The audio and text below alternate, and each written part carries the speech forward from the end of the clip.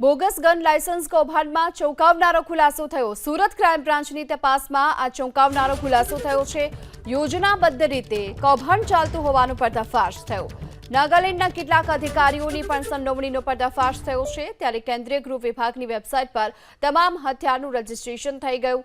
તમામ લાયસન્સના યુઆઈએન નંબર પણ જનરેટ થઈ ચૂક્યા છે અને UIN number ministry of home અફેર્સની વેબસાઇટ પર રજીસ્ટર છે। વેપન લાયસન્સ ધારકના ડોક્યુમેન્ટ ચેક કર્યા બાદ ફાળવવામાં આવે છે। આ યુઆઈએન નંબર અને તમામ લાયસન્સો હાથથી લખાયેલા હોવાનો તપાસમાં પર્દાફાશ થયો છે અને જૂના લાયસન્સ બુકલેટનો રિટર્નર તરીકે ગેરકાયદે ઉપયોગ કરવામાં આવતો હતો। 2 વર્ષથી રિન્યૂ ન કરાયેલા લાયસન્સના બુકલેટનો દુરુપયોગ કરીને નવા લાયસન્સ ઇસ્યુ કરી દેવાયા। નાગાલેન્ડ પોલીસ સહકાર ન આપતા સુરતની ટીમ રૂબરૂ હવે તપાસમાં જશે।